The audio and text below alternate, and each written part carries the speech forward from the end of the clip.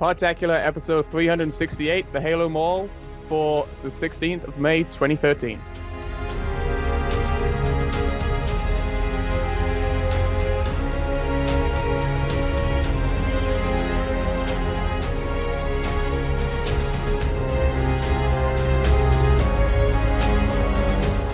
Hello everyone, welcome to Podtacular, the unofficial Halo Universe podcast. I'm your host, Duststorm. And I'm your other host, Brent Gamer. And this week we are addressing the bulletin once again with its somewhat lack of an update, beneficial update. There's some good stuff in here, but again, just like some of the past bulletins, we're kind of getting to the scraps. There are some interesting things coming out with more weapon tuning, and we actually get to see another side of it, which is vehicles, which we haven't seen too much of. We get some info on the live stream that's coming up actually tomorrow. And of course, there's a couple other things in the bulletin. But we also have a special guest with us today who's going to be talking about a special project that I have been a part of for a little while now. And coming all the way over from across the pond over in England is JakFire. Welcome. Hello, it's been a while. I think the last time was Complex when we were reviewing the matchmaking map. Yes, the mini-series that is still kind of stagnant. We have plans for people. We actually have people lined up to do it. It's just we haven't done them yet. But yeah, so last time you were on, we were actually talking about map complex and strategy and all that good stuff. And I was actually in your room. Yeah, he was here. It was how should I say it? It's an interesting 3 weeks. Interesting. Not the adjective I would have chosen. It was a good time. We had a good time. We had a lot of planning for this project that we've been working on, and lots of other cool things that we did. Went to go see DC and a bunch of other little cool touristy things that I think made Jack happy. Although we didn't go see the Smithsonian where Transformers was filmed. No, you did not. At Dulles Airport. No, but you decided to go with your mother and then tell me about it, make me feel jealous. That was great. Yeah, I still need to send you the pictures. Yes, you do. Yeah, it was. I kind of found it ironic because my mom was like, "Yeah, I want to go out there to the other Smithsonian since I've never been there before." So I was like, okay, well, just with how plans turned out with her being up here, because she was up here for the cherry blossoms, but they didn't bloom that week. So we actually just went out there since we had a day to kill. So it was very, very cool. Oh, well. Next time you're here, though, we'll definitely go check it out. Definitely. So first things first, on to the bulletin. This week we have some news about the weapon tuning stream that's actually going to be tomorrow at 2 p.m. Pacific time. So it's going to be interesting for all those who work during that time. If you can manage to get the stream up wherever you work, then you'll be able to watch this. It'll probably go on for about an hour or so, and there's some names on there that are going to be you're very familiar with. Before we get there, though, there is one thing at the very front of the bulletin that it's kind of noteworthy. I've honestly never heard of this award before, or this kind of group giving out awards before, but it is an award for Game of the Year for Halo 4, so it's worth noting. But there is a group out there called GeekWire, and Halo 4 won their Game of the Year award. So it's interesting to see that with all the little quirks with Halo, that it's still able to pick up Game of the Year for some organizations out there. So obviously 343 is doing something right. They did come out with a pretty good game, a well-rounded story, with all the little quirks and things that have been pretty much exposed in Halo 4. If they manage to fix those for Halo 5, that means Halo 5 is going to be a knockout of the ballpark, to be honest. Well, I mean, if there was ever an award for the effort award, then I think Bungie and then 343, any Halo company would win that every single time, because there are no companies like 343 that keep updating their game weekly. I don't think there are. At least not that I know. Are there? Well, no AAA titles I'm aware of. Yeah, I mean, there maybe are other like Team Fortress 2 or those kind of ones on Steam, but yeah, but they update their game like every day. I know. It's hard to keep up with them. But I mean, Call of Duty, I think, keeps a pretty close eye on their stuff. Well, they do, but then they take... I can remember when the original Black Ops came out, and literally, there was a problem with it day one. It took them, I think it was a month and a half to fix it. And that was just like, wow. Well, some things you really can't. I mean, sometimes it takes a while to fix. There's certainly things with Halo 4 that took a while to fix. Yeah, I guess that's true. I mean, I think the complex glitch in that doorway, I think it took, 3 weeks, maybe a month? It was just fun hiding in there. And then Saucy's in the live stream. Shout out to Saucy over from Go Beyond Entertainment. He brought the point that it took 5 months to nerf the bolt shot. So, hey. I mean, there are definitely certain things where... I'm still annoyed about that. I love the bolt shot. No, bolt shot is bad. Sorry, you're not winning that argument. Yeah, but it was just people who camped around corners with the bolt shot. That was all it was. That's the problem.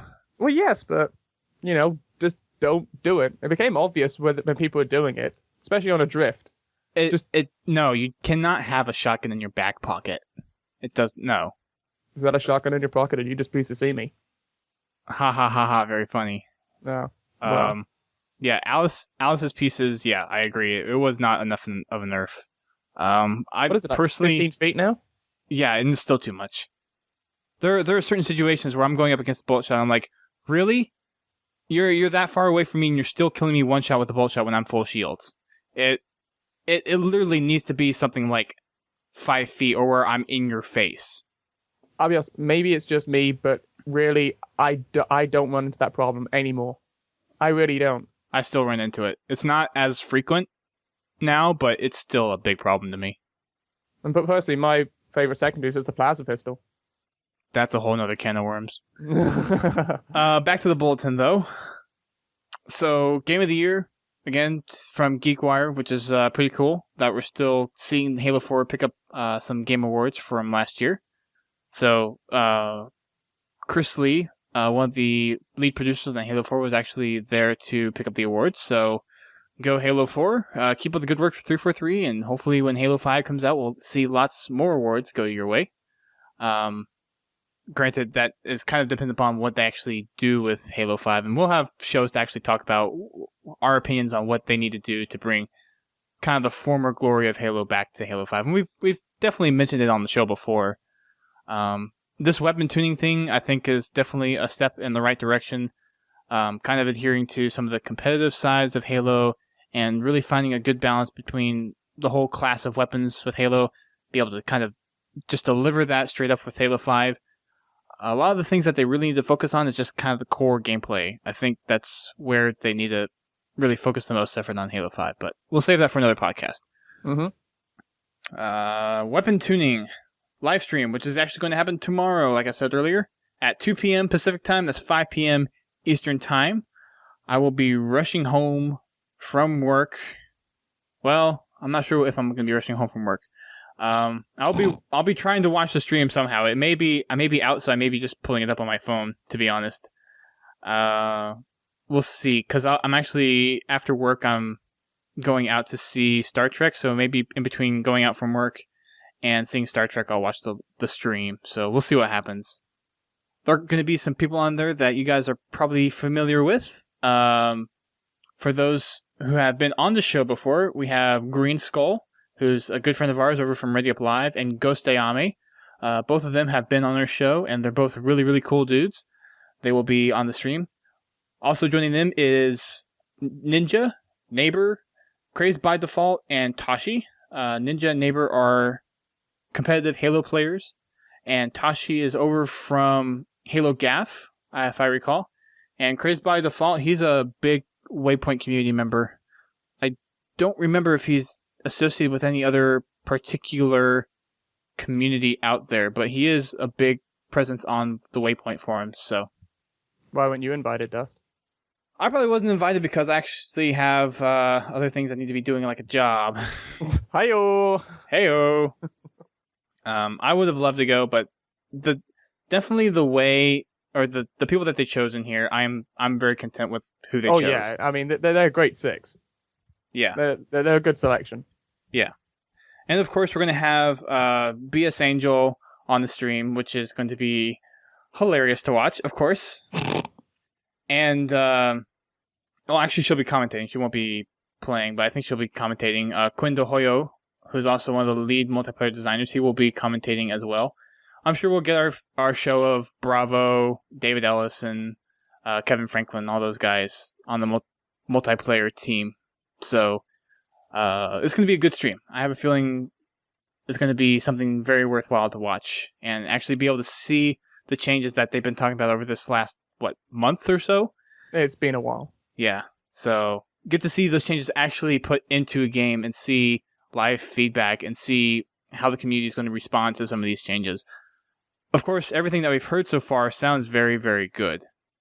I'm still a little sad that the DMR is going to lose its luster, but I think what they're doing with balancing out the rest of the weapons is kind of a good way to go. It is, because there never seemed like a reason to use the BR up until now. And I've been trying to use the BR a lot more, but whenever I come into a one-on-one fight with someone with the DMR, they win every single time if they're good. Right. And So, there was the bulletin from last week where the guest that they had at the studio, he said that he now has a reason to use the light rifle. The light rifle has a purpose now for being played in Halo. So that's really nice to see, because I honestly I've only used the light rifle if it's been a weapon on the ground and I pick it up. It's like, okay, let me get a couple kills with it, kind of go towards commendations and that kind of stuff. That's silly. You should. I'll be honest. Light rifle is my primary choice of weapon for Ragnarok, Exile, for lots of the big maps. It's a really good weapon because it's a 4-shot kill, and it's only a 6-shot kill if you want to do body shots. I didn't get used to it that well. It didn't really fit that well for me. The DMR was always my preferred weapon, and of course I'm now going to have to kind of balance that out with the new weapon balance that's going to be coming out here. I don't think it's necessarily a bad thing. It's just I'm now going to have to kind of reevaluate what my weapons of choices are going to be, and it's probably going to be now very dependent on what kind of game types I'm actually going into. So I'm probably actually going to have to use more than one loadout. You haven't been? No, I use one. I use one and only one. Wow. I mean, I use basically 3, and occasionally I use a 4th for the assault rifle. But I have one for each of them. I have a light rifle, DMR, and BR loadout. And I do use them I do have an assigned loadout for each map, because there are different maps are useful for the DMR, BR, and for the light rifle. Yeah. I'm just surprised you haven't done that yet. I've always used the DMR.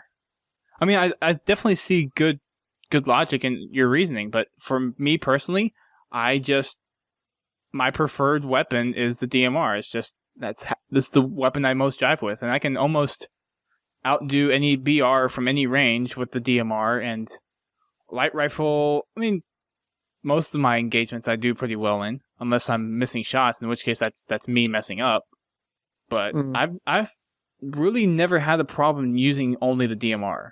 And now it looks like with what they're doing with the weapon balancing, that's going to change. You will. You'll have a big problem now. Yeah. I think it's good. I'm just really happy they are doing it, because I always got annoyed at that fact that the BR was pretty much useless for a long time. I think a lot of people felt that way. Brent, your thoughts?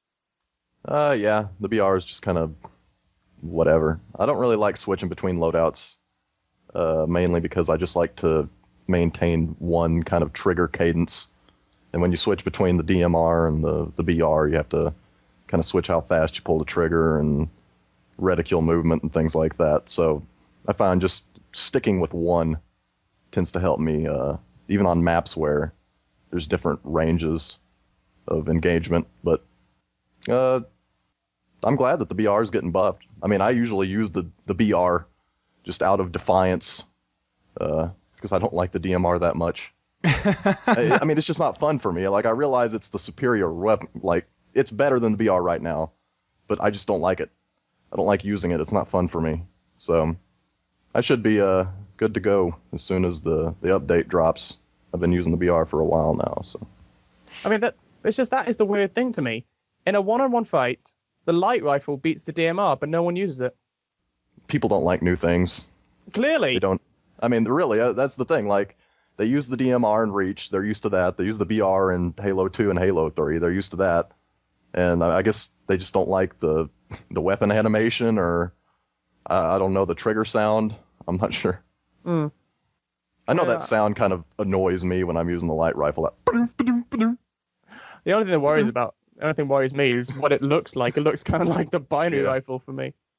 Yeah, it's a shortened version of it. Yeah. Whenever you kind of look at it, for me, I think a big thing was that I'm a flick player, so the DMR really works well in that kind of situation. But now, since the reticle, the red turning reticle is being reduced and matched with the light rifle, that's gonna really be throwing me off a little bit. Oh, well. Yeah. Oh, one thing I really wanted to mention, I don't know if you guys mentioned this last week, but the red X's. Have you guys played with them yet? Oh yeah. So They are awesome. Since our last podcast, actually the day after, they released an update, and the X's that they had in the game, which were white, well, now they've replaced them. They are red X's, and they last for at least 4 seconds or up until the person who is dead respawns. So, and I believe they are 25% bigger. Yeah, that they are. You can really see them. I don't know if they're 25% bigger, but they're bigger than they were before. Yeah, they're either 25 or 33% bigger, so they stand out a lot more and they last longer. So, if you have not Size played matters Halo, and endurance. I'm sorry, I just had to say that. Wow.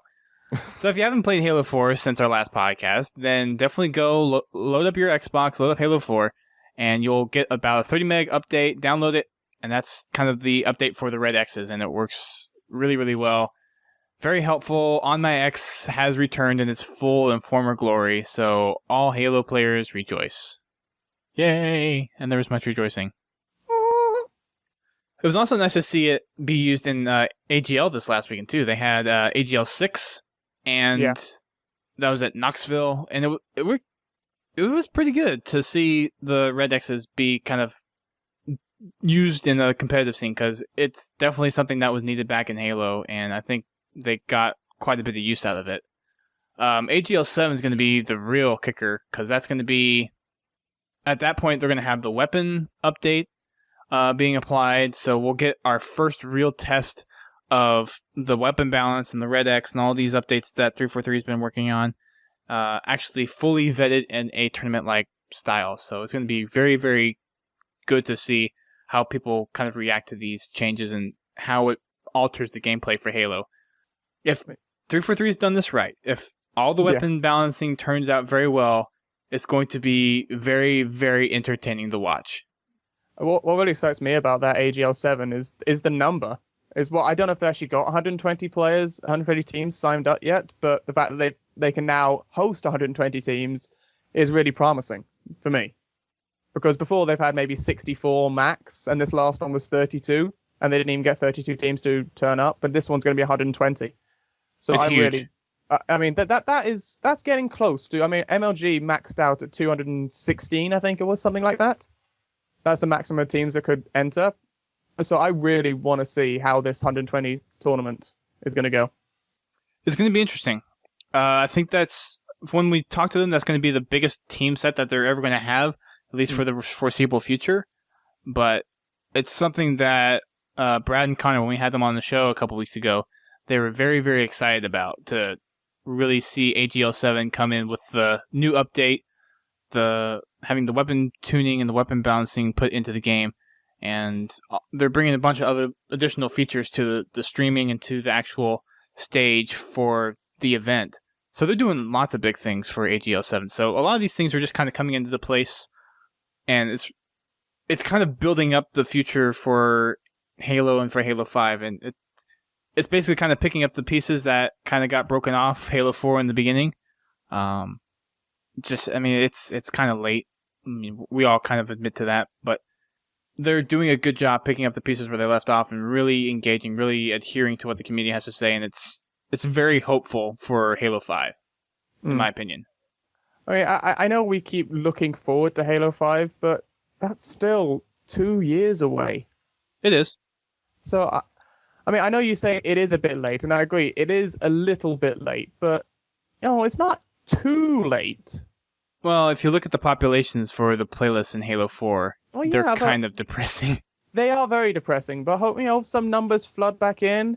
They fix the ranking system, and then they do other stuff, and I can see numbers coming back. Yeah, but the problem is that you never get even like a fraction of the people you lost. Well, I mean, for every 5 people you lose, you might get 1 back with a title update. I mean, that's the problem, really. And that's only going to get worse over time as people get bored of the game and move on to new ones.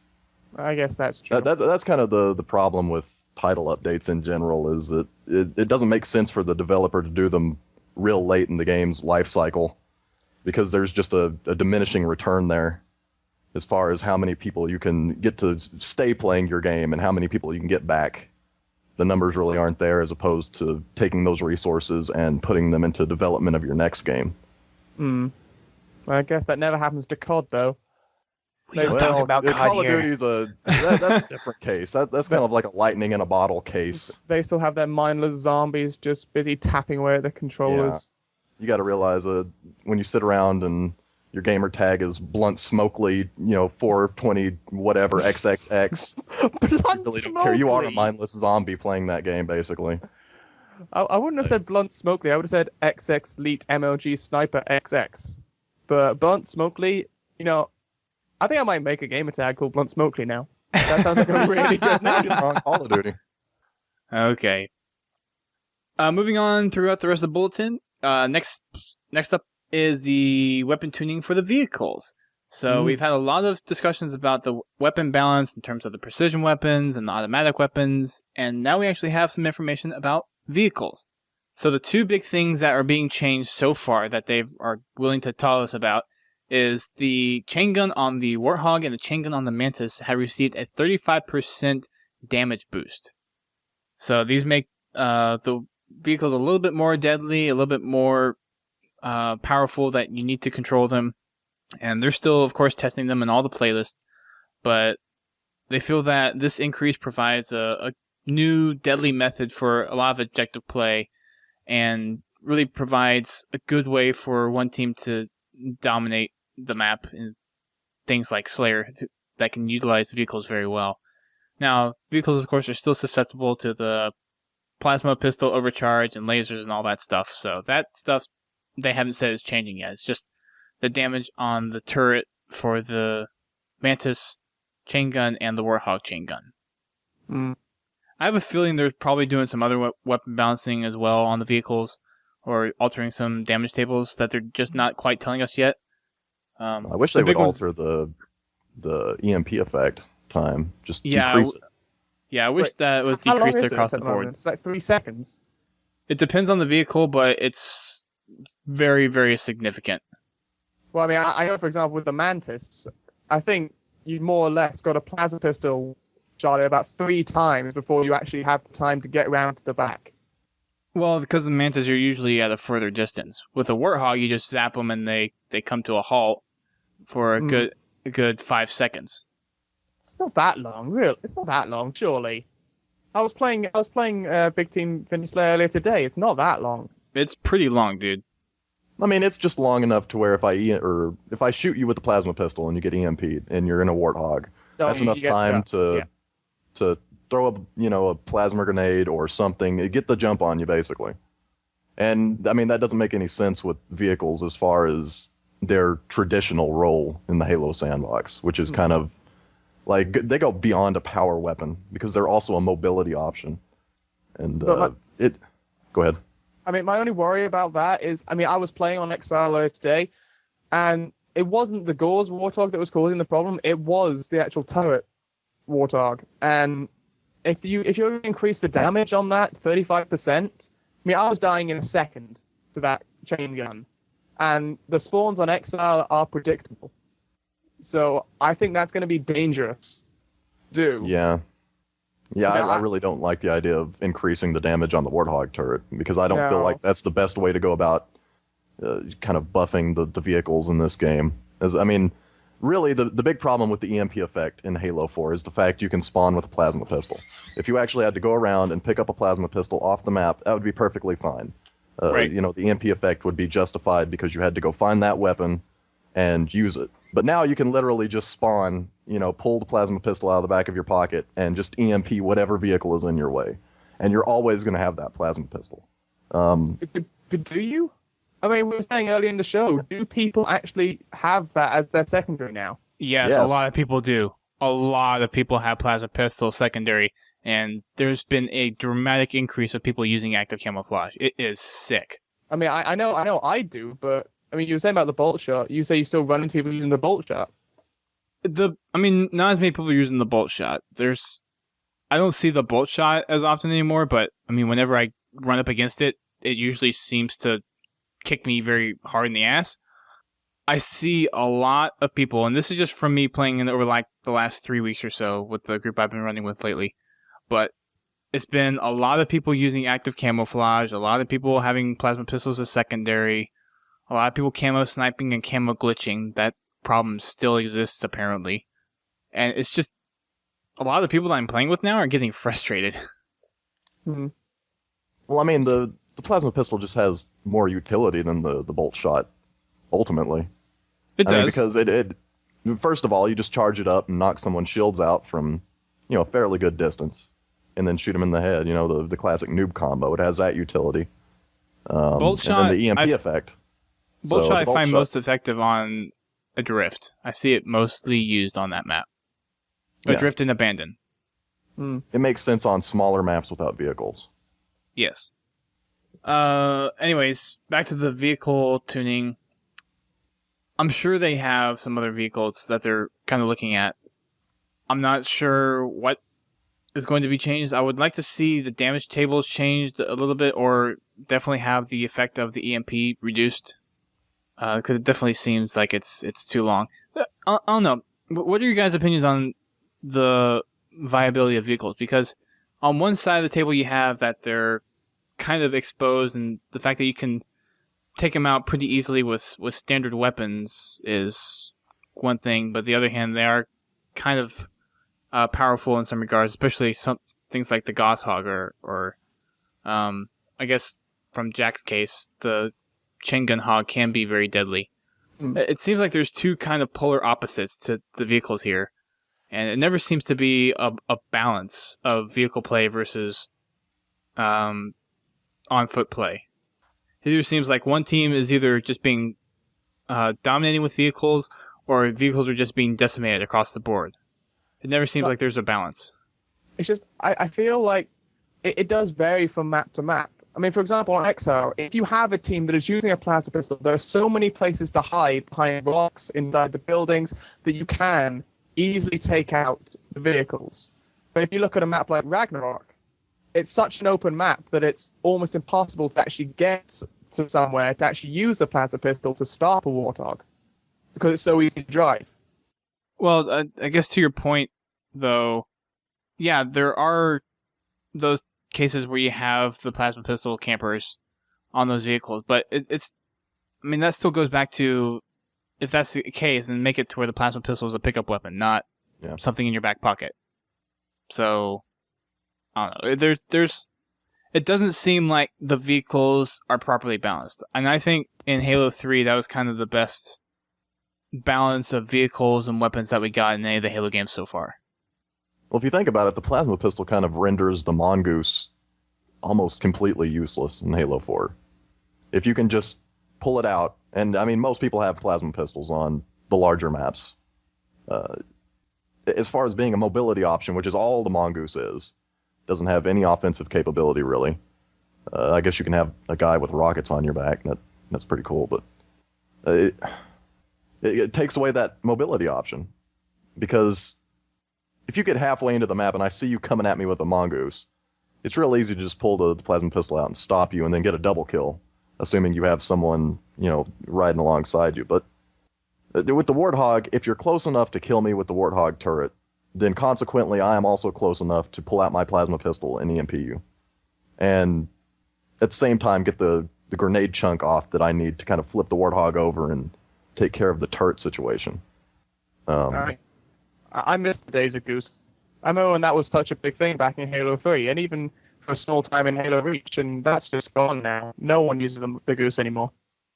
I always felt that the Goose needed some sort of offensive option. And like, even if it wasn't very powerful, just something to defend yourself on that vehicle.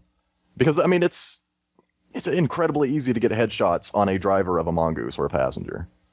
as opposed to even like the Warthog. Like it's kind of difficult to get headshots on somebody driving the Warthog, or even a Ghost, because it has that real wide kind of shield in the front. But the Mongoose had like the worst of all worlds. The only real advantage it has was speed. And even that speed is kind of offset by the fact that the Ghost is, pretty fast. I know if I need to get somewhere on a map real fast, I would prefer the Ghost over a Mongoose. If only because you do have that offensive capability. But there's just so many better options than using a Mongoose in any match. Well, I remember in Halo 3, the Mongoose was very good at running flags. I remember using it on Ghost Town. I remember using it on Standoff. I remember using it on Avalanche. It was very good for running flags. And now the Mongoose doesn't seem like it has much of a purpose anymore. There are the few cases where I do actually use it to run flags. But if you have a full Warthog, would you prefer the full Warthog to go get the flag runner or the Mongoose? I mean, except in certain situations where speed is a factor. Right. It really depends. It just seems like, to me, vehicle utility has pretty much died in Halo 4, or is so messed up where it doesn't seem very balanced or very playable. I don't know. Just something seems off about it. Yeah, but I don't think increasing the damage on the Warthog turret, which is already, pretty powerful right now. I mean, just in terms of the damage it does, even though vehicles as a whole are kind of nerfed in Halo 4 because of the plasma pistol situation, that turret is still very powerful. Like, if I see someone running up to me and I'm close enough to just jump in the Warthog turret, even if the Warthog, doesn't have a driver, I'll get in the Warthog turret because it's real easy to get a kill with that thing. And, increasing that damage by a third, I can't imagine, killing somebody a third faster, on the Warthog turret nowadays. I realize that they're trying to make the Warthog viable, but it seems like they just don't understand that it.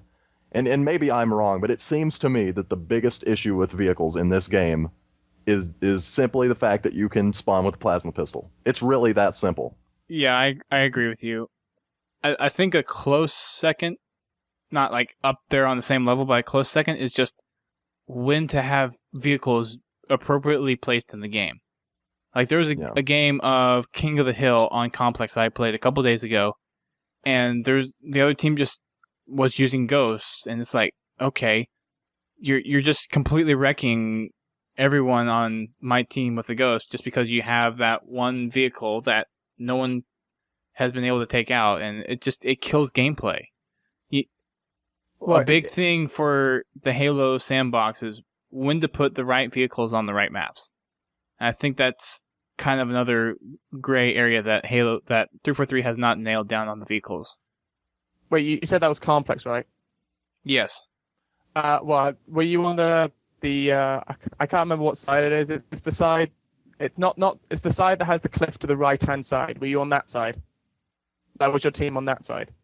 I don't remember which side we spawned on, but I can imagine that's still something that needs to change on Complex. But that's a different rant. But I think that probably explains why you were getting destroyed by the Ghost, because of those spawns.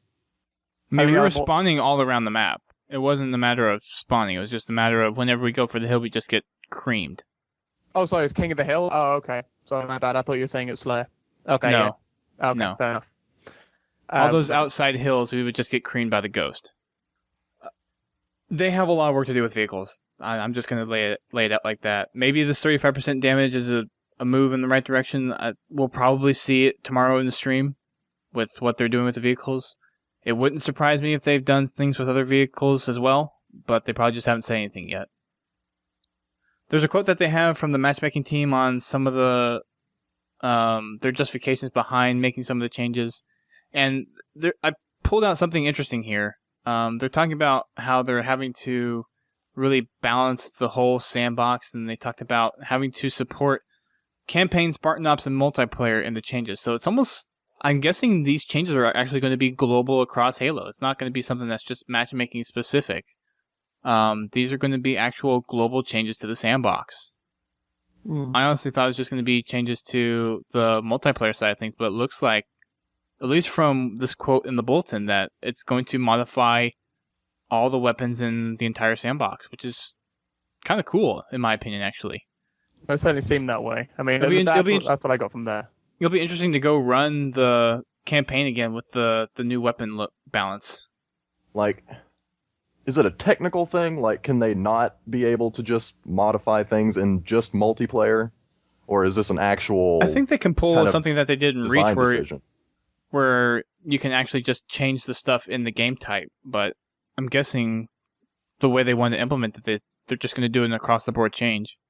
To me, that really doesn't make a whole lot of sense, though. If it was a true design decision, like they said, okay, we're going to do it for every mode in this game. Because then, I mean... Not really. People care about the... Well, just hear me out for a second. Like, right now, people care about multiplayer weapons. Really, nobody's complaining about campaign weapons or Spartan Ops weapons. I mean, that's just kind of the nature of those. Like, because you're not playing against another player, you don't feel cheated even if you die in campaign or Spartan Ops, because you were just using the weapons that were available to you. You're playing against AI. Like, people care about multiplayer weapon balance because you are playing against another player.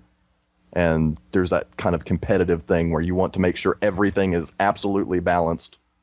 But you really don't get that with campaign and Spartan Ops.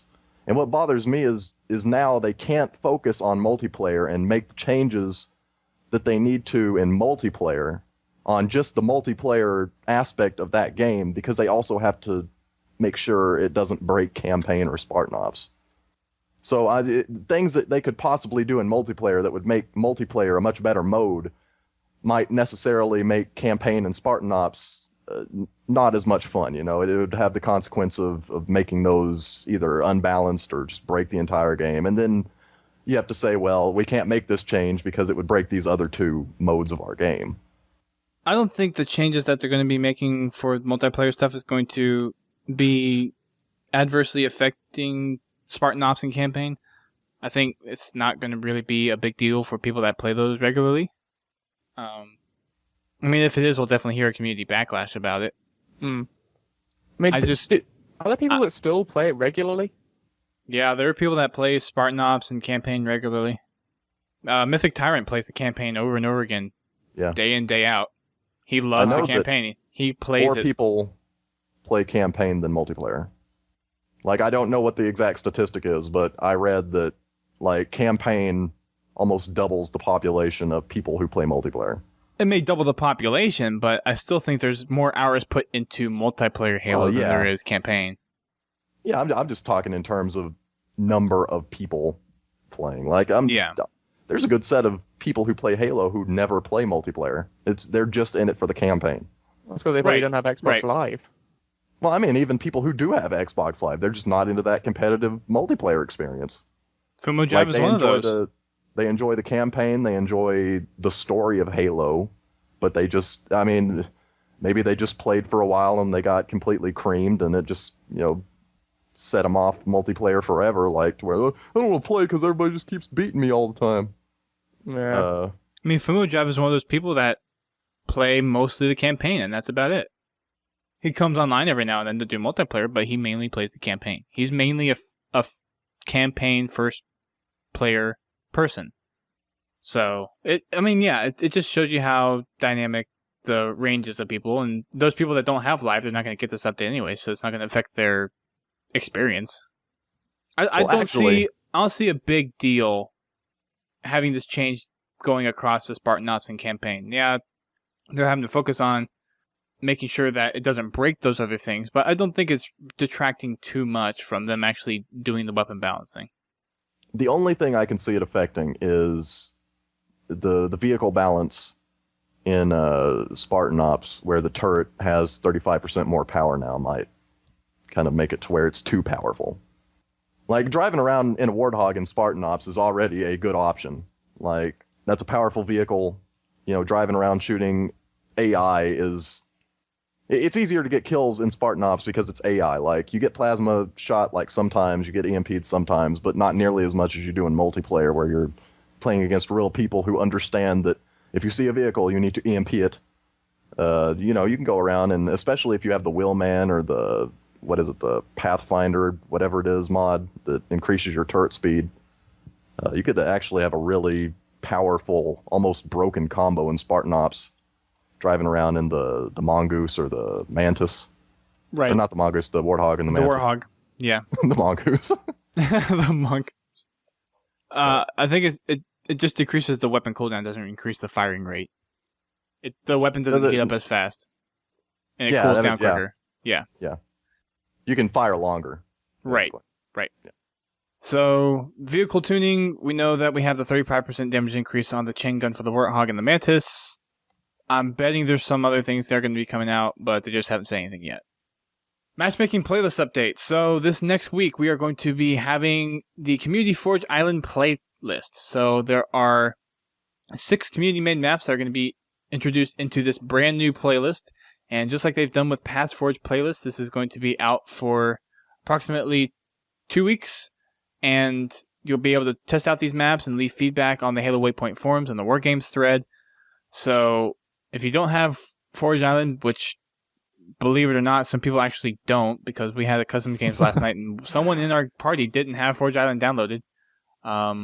If you're listening to this and you don't have Forge Island downloaded, you need to stop listening now, go to your Xbox, download Forge Island, it's about 120 megs, and then come back, because it's free. Go download it, it's free. The maps on here are none that I've played before, but I will be playing them next week for Monday Night Matchmaking. Yay! They are Elevated by Smexy Bilzo. Smexy Bilzo. Smexy Bilzo. The names. Game types on this map are going to be Infinity Slayer, Capture the Flag, 5 flag, and Extraction 1 site. The next map is going to be Crucifix by Wraith 2098.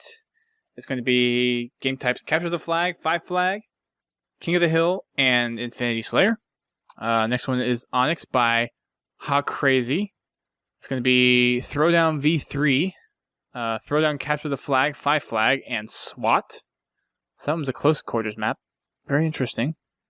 Next one is Confined by Big Papa Salat, or Salat. It's going to be Team Throwdown Slayer Pro, Team Snipers, and 5 flag Capture the Flag. Next map is Ender by The Fated Fire. Game types on there are going to be King of the Hill, Infinity Slayer, and SWAT. And then the 6th and final map is going to be Forgotten by Flying Shoe ILR. It's going to be 1 site Extraction, 5 flag CTF, and King of the Hill. So those 6 maps with the following game types are going to be available in the Community Forge Island playlist coming this following Monday. So coming on May 19th. And they'll be available all the way up, or May 20th, I'm sorry. And the playlist will be available up until June 3rd when the weapon balance update goes live. So make sure you get those maps played in very well. Then head on over to the Wargames feedback section and leave your feedback for all the maps that are in the playlist. There's a couple other additions and modifications to some existing playlists for Big Team Infinity Slayer. Slayer Pro has now been added to voting options. Complex has been added in as a map for the rotations. And then voting options have been reorganized to provide increased variety. For the Infinity Slayer playlist, Slayer Pro has been added there as well. Complex has been added there, and the same thing. Voting options reorganized to provide increased variety. So, Big Team Infinity Slayer and Infinity Slayer have had Slayer Pro added, Complex, and then variety in voting. So that is our matchmaking update for the next 2 weeks. We will be having our Monday Night Matchmaking to play in the Community Forge Island playlist, so you will have to have Forge Island downloaded in order to play with us. I'll be honest, if you don't have Forge Island downloaded, stop playing Halo 4. Because what are you doing? Wow. Way to love the people, Jack. I don't understand. I don't get it either. It's an awesome map. It's amazing. Well, the stuff people have made on them is amazing. It's what Forgers have been asking for since we first heard Forge back in Halo 3. Right. So I don't understand. Even if you just want to go on there, even one of my friends went on there to make a stupid map. He didn't even care. It was just a ridiculously terrible map, but he made it, and he thought it was fun. It's perfect. Download it. Fair enough. Now. And finally, in this week's bulletin, we get to the screenshots. And for this week, it is the EVA armor. So there are a few in here that I like. I think the one that sticks out most to me is Imperable by Vesicated. I need to get the bulletin up to look at these. Hang on. It's got that nice like glass shatter effect. Okay, I got them. Wait. Oh. Ooh. So there are lots of cool ones. I've been pulling the album art for the podcast from these screenshots. So, because there's some pretty good ones from week to week. My favorite this week's though, actually pretty good. Like some weeks they just kind of, I don't know, I really can't pick a good one. right? I've actually got to like Genesis most, I think. I know it's a simple one, but I like Genesis. Lens flare. That's the first thing that pops out to me is just that lens flare right across the middle. Oh, that guy's used After Effects cheating. Lens flare. That's right. The three that stick out to me, I already said Imperable. That's my favorite, but Beheld is a really cool one. EVA Passion and Emerald. Those are the other three that kind of stick out to me. Yeah. Omniscient looks kind of cool. That kind of active camo effect. Yeah, it's almost... that Emerald, that's below Forge World, isn't it? That's in the sea. No, that's on. It looks like Wreckage. It looks like that one's on Wreckage with a green effect or something. I swear he's underwater and just placed rocks underwater. Possibly. I think it's honestly on Wreckage. Huh. I don't know if there's a way to really tell on what map that the screenshots are taken from. Since he grapes you, you have to tell us. I want to say it's Wreckage, though. Just with how those rocks look, they don't look like Forge Island rocks. I'm going to try and find out very quickly, if I can. So, that is the bulletin for this week. So, on to the bigger topic of this podcast. Yay. So, I have been working with Jack on the special project for the last, what has it been, 5 months? I've been more working than that. Well, you've been working on it longer. I've been working on it for about 8 months now, 9 months. Probably about 9 months. Yeah, so Jack had this idea that he's actually tried out in Halo 3 a while ago, and he's bringing it back for Halo 4 and actually making it a full production. And this is the moment that you guys have mostly been waiting for that has been on the live stream, and it is the Halo Mole. I'm fist pumping right now. Are you now? Yeah. So, we wanted to kind of give you guys a little bit of insight on what the Halo Mole is, and I'm going to just let Jack start talking about it because this is his idea. He's the creator behind it. Contrary to popular belief, even though I've been spreading the word about it, I did not create the Halo Mole. That is all Jack's doing, and he came up with all the ideas for the challenges and stuff, and I'm just along for the ride, and I'm going to be producing it. So all the website stuff, all the video stuff, I'm in charge of, and then all the creative stuff and all the planning, he is in charge of. So, Jack, I will pretty much open up the floor to you, but I will start off with this question. What is the Halo Mole? What is the Halo Mole? This isn't game night. This is the Halo Mole. Someone said it earlier in the chat. I had to bring it back up. That's fine. Oh, God. Well, the Halo Mole, I don't know if you guys have ever seen the Mole. It was originally a Belgian series which went to the Netherlands, which came to the US and the UK back in 2000, 2001. All it is 10 contestants get chosen at random from the public. They'd never met each other before, but one of them is a mole, and they have to sabotage the contestants whilst they do challenges. And each challenge is worth, I'm going to say money in this case, but for the Halo Mole, it will be Microsoft points. So each challenge is worth a certain amount of Microsoft points. If they complete the challenge, it goes to a prize pot at the end, which only one of them will win. However, the mole's basically target is to sabotage them, make sure they don't win.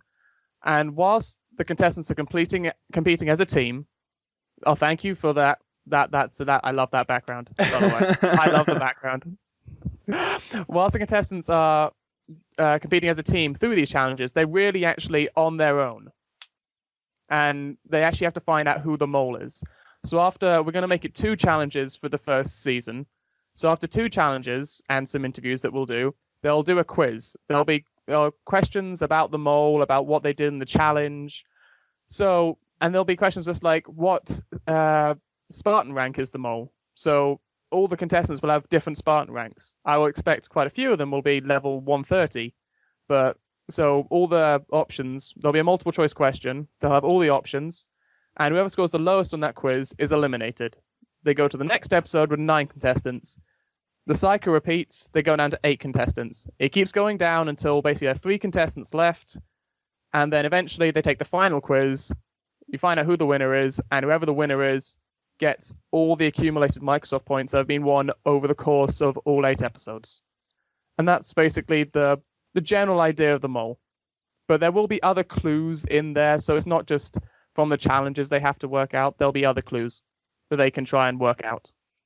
So this is something that you came up with the idea back in Halo 3, right? Well, I love the mole. Personally, it's my favorite game show ever made, and I was so angry when they cancelled it. Back in Halo 3, though, the Forge was limited, as you know, and so I had to basically use the maps as they were designed to do that, because I did this before Sandbox came out, so I didn't even have Sandbox to work with, really. So I just did it with my friends. Sorry? I said yikes. Yeah, I mean, I just had simple challenges like Last Resort, get on top of a pipe. And I put crates around, they'd have to punch crates to get there. I even put a grav lift somewhere. It's just, just stuff that was just a bit of fun. It was just mini challenges in there. But now with Halo 4, I can do so much more. I could have done it with Halo Reach, but I didn't really think about bringing it back for Halo Reach. I wasn't really into that whole machinima side during Halo Reach or the forging.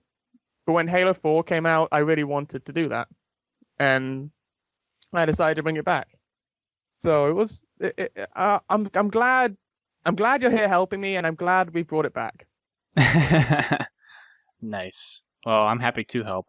Mm. It's a very cool idea. As far as we know, there hasn't really been anything attempted like this, trying to bring a reality TV show-like thing into a video game, such as Halo. So, especially with an actual prize pot to go with it. So it's 2,500 Microsoft points, which is Thousand. I'm sorry, 25,000 Microsoft points, which is a very, very hefty number of Microsoft points. What did it come out to in terms of dollars? It was like it's something like 6,000 US dollars.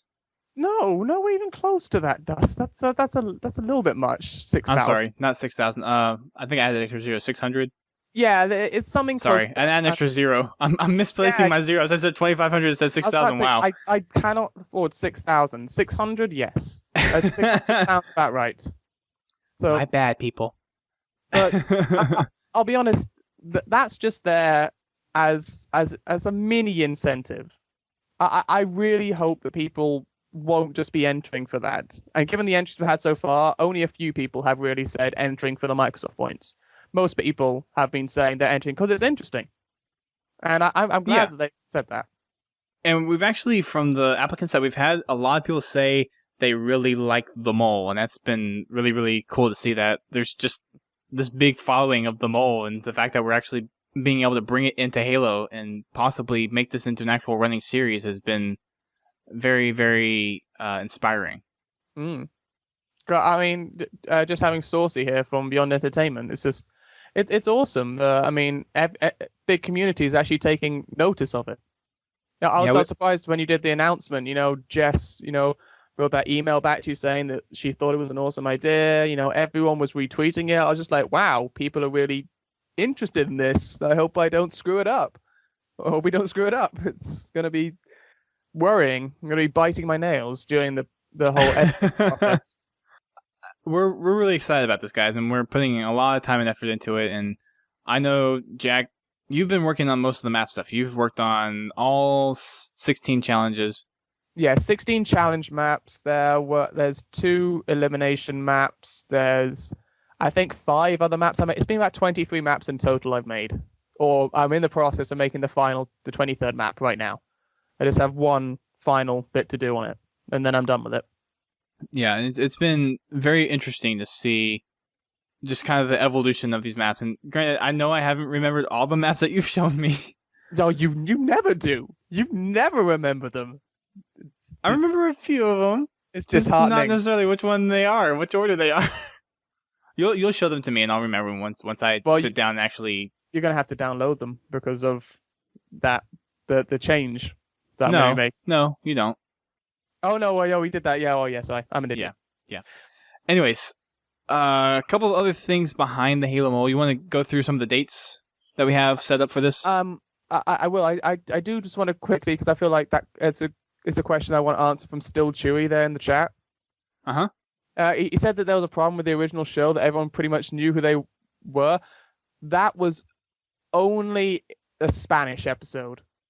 No, that's not the case.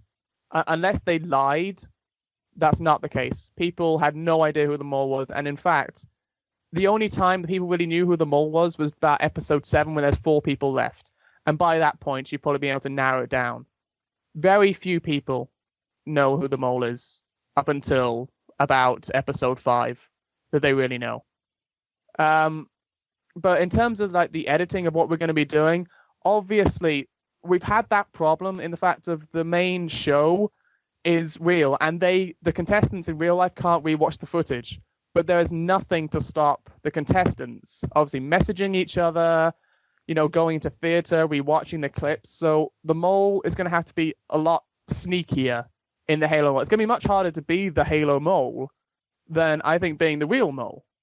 And obviously in the editing, we will be showing you not everything, but the best bits. And we won't lie to you, but we're not going to show you obviously who the mole is. We want you to work it out with the clues that we give you. The editing process will be quite different, especially for this, just because of the nature of how we're doing this with Halo. The contestants, that's why we're asking for a lot of submissions, so we can actually get the right kind of people to actually partake in this, and to have people that we can trust and know that are going to do this for the good of the show and actually make a quality mole series, for lack of better words. Because if the mole, like, whoever I choose as the mole, if suddenly day 1 they suddenly just go, "Hey guys, great news, I'm the mole," the whole thing's ruined. You just, in one person just being like that, it just ruins it. Yes, the CSR ranks of people applying. Yes, because they make the quiz questions. A lot of people actually put that on the submission form, and they said, like, why do you want to know this? Why do you want to know my ethnicity? It's because when it comes down to it, and I want to make the quiz questions, that's what I'm going to make them out of. It's not just going to be the challenges. It's going to be, does the mole's first name begin with A through H, J through M, N to Z? It's questions like that. I want to know your background details that the contestants have to find out about the mole. They don't just have to focus on the challenges. They have to do background research. So yes, that's why I want to know all that stuff. And we have an FAQ and abouts in there that kind of go a little bit more into detail of why we're doing this, and for the registration part, why we're asking some of these questions. It's not that we're trying to profile you or take your information or anything. It's not anything like that. It's merely, that people did this for the actual mole series, and they actually did more. They got a lot more information out of people, like where they lived, if they were married, if they had kids, and all that stuff. We're not going into all that details because this is something that's online. We're not actually doing this in real life. So we don't necessarily need all that information, but we do need a certain level of information that will make the show somewhat engaging and entertaining for people playing in the show and people actually watching it when we produce it. But if you do want to send us your bank card, your bank details, and your PIN number, then by all means. Yeah. That will be greatly appreciated. We were discussing earlier about maybe starting a Kickstarter for season 2. So I think this, if this turns out well enough, then we'll actually have people that would be interested in sponsoring it. I hope it does. I really hope it's not a complete flop. Given that you're editing it, I don't think it will be. But I'm a decent editor. I'm not great, but I'm decent. Okay. So what was the question you were going to ask me before I completely interrupted you? No, I lost my train of thought. Yeah, so did I. This is something that we're really interested in. Oh, it was dates. So. Oh yeah, the dates. Okay, Yeah. that was it. Yeah. Okay, so registration will end in 2 weeks' time on the 31st of May. So get them in now. We've had, I think Dust. We've had more than what Dust thought we'd get, but not as many as what I thought we'd get. I won't say how many we've had so far because just in case we want to. We've passed my number up. We've passed what Dust thought, but I've not quite reached my goal yet. So we still have 2 weeks. We have 2 weeks. And then after those 2 weeks, we'll go through another 2 weeks of interviewing all the contestants who we feel will be good. That will involve a challenge map that I made. That's another one of those maps that I made aside from the challenges. It's a very simple map, nothing complicated. It took me a day. And an interview on Skype. So that's why we also wanted the Skype information, because we want to find out, stuff about you. We don't just want to know that you play Halo and all that stuff. We want to really find out about you, that whether we can trust you. Because I want to trust you. There's a whole level of making sure that we get the right people for this, so it actually turns out to be a good series that we can actually possibly do again and possibly make it a thing.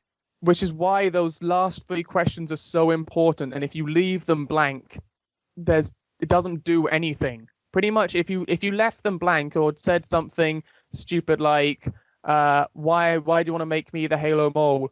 Because I love Halo and I'm a mole. What's great. Thanks for that. Thanks for letting me know exactly why I should put you in there. No, that's not an answer. It's interesting stuff about your background that I want to know. Like, well, I've been playing Halo for a while and I love the TV show The Mole and other stuff like that. Interesting things you can tell me about you that make you an interesting character, why people want to watch you, and why you'd make a good mole.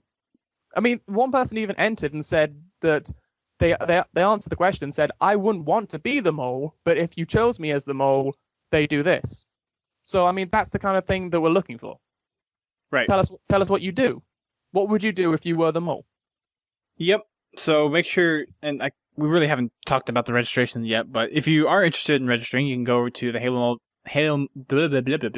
You can go over to thehalomole.com. We have our teaser up there, which will show actually at the end of our podcast tonight for everyone in the live stream. And you can go over there, and then after you watch the teaser, you can go register.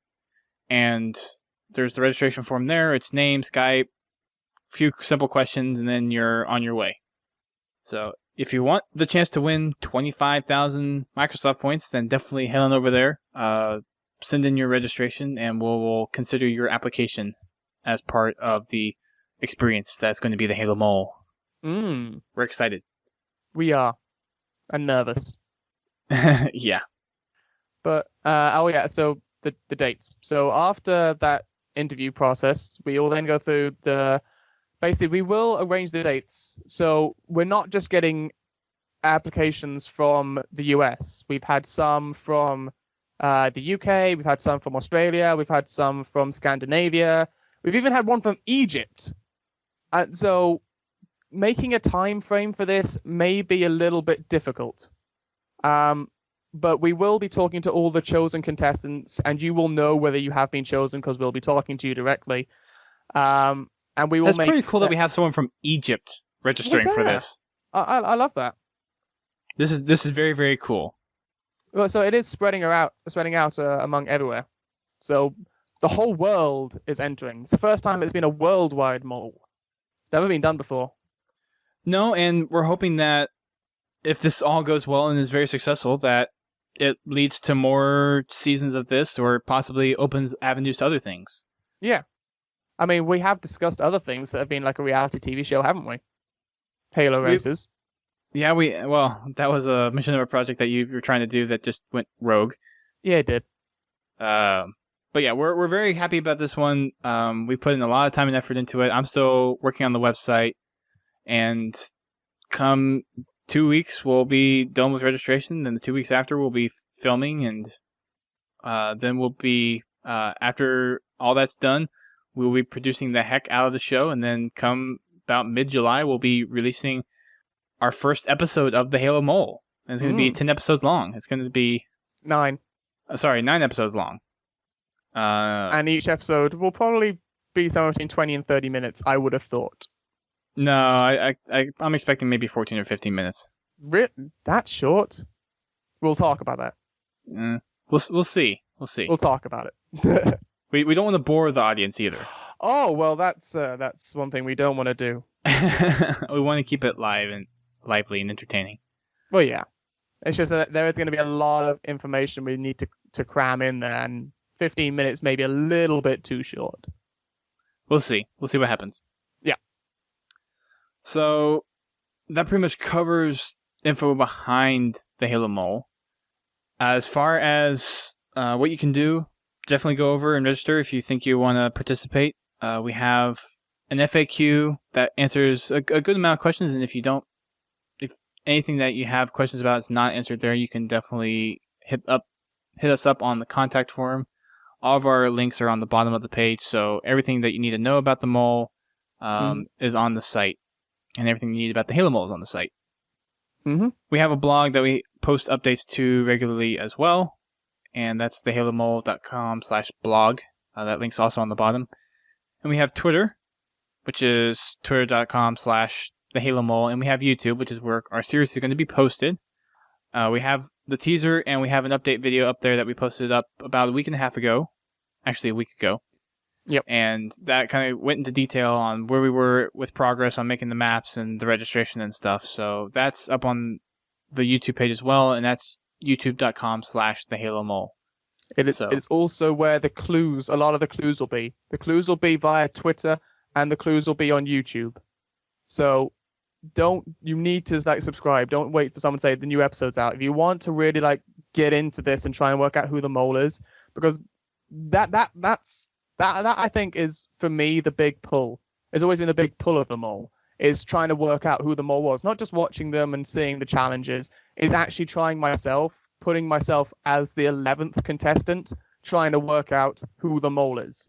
And we will be dropping clues outside of the episodes and in the episodes for you to work out who the mole is. Right. So, I mean, if you really want to stay into it, that's what you have to do. It's going to be good. We're really looking forward to this. We've had some pretty good submissions so far in terms of registrations, and we are very, very pumped for this. Mm-hmm. So, that's pretty much the Halo Mole in a nutshell. I want to know if Brent has any questions. Nope. I've been listening, but it sounds interesting. Well, no, do you have any questions that you would like to ask before, we can ask the stream if they have any questions? No, I think the stream would have better questions. One thing you never want from me is a question. Oh, okay. Always seems like a bad idea. Because I always end up asking the worst kind of questions that people don't want to answer. I don't see that, but okay. Ask me one, and I'll see if I'll answer it. Who is your daddy, and what does he do? Oh, that has nothing to do with the mole. Exactly. See, that's but you didn't want to answer it. I was correct. I could answer it, but I think it serves absolutely no purpose to this. Well, it might be relevant to the mole. Nobody knows. He has a point. He has a point. See? He does have a point. Who is your daddy? Do you want his first name? First, last, nicknames, aliases. Are you data mining? Yeah. Yes. Are you trying to figure out the identity of the mole? His name is Papa JakFire. Ooh. No, you're right. I don't want to answer it. Wow. All right. Well, that wraps up this show, guys. Thank you for tuning in on the live streams for those of you who did. Thank you, Jack, for coming on the show and giving us a little glimpse into what the Halo Mole is all about. Mm-hmm. Again, if you guys want more information about it, or if you want to go register to apply to be on the Halo Mole, head over to www.thehalomole.com, watch the teaser, and register for your chance to be on the show. In terms of wrapping up the Podtacular part of this, thank you for tuning in and for your submissions. We got one. We're going to read that one before wrapping it up. It comes from Game Dude. He writes in, "Hey guys, I want to issue a challenge to the Podtacular community, a loadout challenge. Play any of the Halo 4 matchmaking playlists that uses custom loadouts and set yours to exclude all perks except explosions, resupply, or firepower. no armor abilities, frags only, no plasma pistol or bolt shot, magnum only, and any primary weapons you would like to use. Going down to the basics that maybe this is how the custom loadout should have been. Note, this is optional. You don't have to do this if you want to. If you like armor abilities and bolt shots, I have no quarrel with you, but if you do it, I would love to hear from any of you guys. Just save your game and upload it to your file share and tag it GameDude03. So with that, I hope you look into my challenge and what you think of it. So frag those frags. So I might try it. I wish he went a little bit into more detail on why he's doing this challenge. Well, I think it's to do with like the weapon tuning. I think he wants it to be like he feels the loadout should be. So no bolt shot, no plasma pistol. What we were discussing earlier, that they should be, pickup weapons, not starting weapons. But he went into saying if you want to use armor abilities and bolt shots, you can. I think it's more for the fact that maybe people find it a little bit too hard. It would be interesting because I feel that what he's doing with this loadout challenge is kind of like, okay, this is how vanilla Halo should feel. Yeah. And usually Game Dude is on watching the stream, but I don't think he's here this week, actually. The only problem with that is I think you'd have to have everyone in the party doing it. Yeah. It can't just be you doing it on your own, because I just don't think it'll work. But if you'd want to play like a custom game of a 4v4 doing that might be interesting to see how it would work. I would like to see it done in a custom. I would like to see it done in not necessarily a competitive scene, but actual solid customs.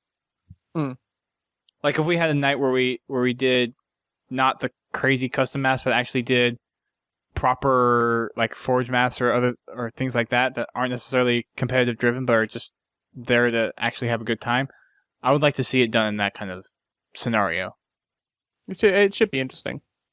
It should. And I feel that what he's actually challenging people to do is actually how the balancing or how kind of the vanilla feel of Halo should be. So, all right. So yeah, that was our one submission. Thanks, Game Dude. He was the only one that sent one in last week as well. So keep on sending in those submissions. We will actually have a question of the week this week. For the weapon tuning, I'm going to pose this question. If there's one weapon that you think needs the most change, what weapon is it? And what would you change about it? So out of all the weapons in Halo 4, pick one weapon, pick what you would change about it specifically. The correct answer is the pulse grenade. It's a weapon so broken that nobody cares about it anymore. Actually, I've seen quite a few people more use it. Ever since the pulse grenade achievement was introduced in the Majestic map pack, I've actually seen a lot more people use it. Yeah. I mean, it's just fun to use as like kind of a little diversion if you want to mix things up a little bit. But yeah. I'm saying like in a normal match, if I'm playing to win, probably not going to use pulse grenade. Probably not. There's too much value in the frag and the plasma grenade that people are just so used to. I think I'm going to go the opposite way. And I know this hurts me because I use it all the time, but I say the beam rifle, remove auto-aim, effectively. Because if anyone's like me who's ever used the beam rifle, it is far easier to no-scope with it than actually scope in. So that's what I would change. I would make it so it's like a normal sniper to no-scope with. Because it's ridiculously easy to use as a no-scope weapon. Okay. I'll show you some clips on Haven of me using it like dust later on. Oh, I know. I'm the receiving end of it whenever we play Duck Hunt. That is true, but that's scoped in. I don't no-scope them. True. All right. Thank you guys in the live stream for tuning in. Remember, we do this live on Thursdays at 8:30 to talk about the regular bulletin updates, and then whenever we have special shows, we announce it on Twitter, Facebook, and try to spread the word about that. But our regular shows are Thursdays at 8:30 p.m. Eastern Time. That's 5:30 p.m. Pacific Time. This next week, we're going to have Monday Night Matchmaking and Wacky Wednesday. So that is going to be Monday and Wednesday, respectively, both at 8:30 p.m. Eastern Time. So if you want to play in the new Community Forge Island playlist, definitely hit us up on Monday. And then Wacky Wednesdays, of course, is going to be wacky as ever.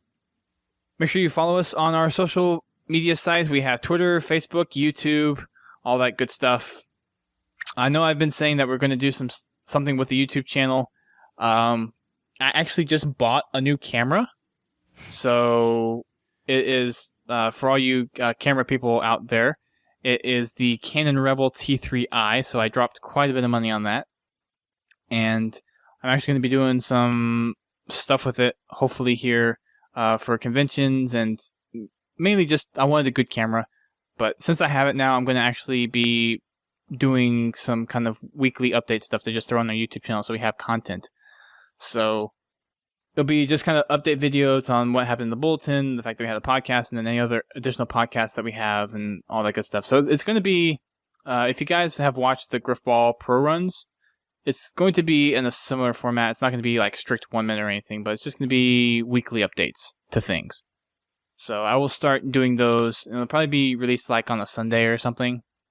And since it'll be just easy to just record for 3 minutes and then throw it into Premiere and then export it. So there's going to be stuff coming to YouTube on our YouTube channel very soon. We do the show pretty much for free out of our own pockets, so any donations are appreciated if you are feeling kind enough to donate. On our homepage, podtacular.com, there is the donation button that you can send any amount of money to. Any amount helps if you feel like giving. If not, then just your support for the show would be very much appreciated. So just spread the word about us, get us out there to the masses and all that good stuff. If you have any questions about anything that you heard on the show tonight, or anything regarding the weapon updates going to be coming up, anything that's Halo More related, definitely drop us a questions at submissions@podtacular.com, or you can use the big green button on our homepage, which says submit, and then it'll take you to our submission form where you could do it that way. We also have a voicemail that you can call in, which is 206. No, that's the old one. Sorry, 240-200-HALO. That's 240-200-4256, and you can leave any of your questions, Halo-related stories, or content over there as well. Thanks again, guys, for tuning in. And with that, we are going to close it out. Keep on fragging the mole.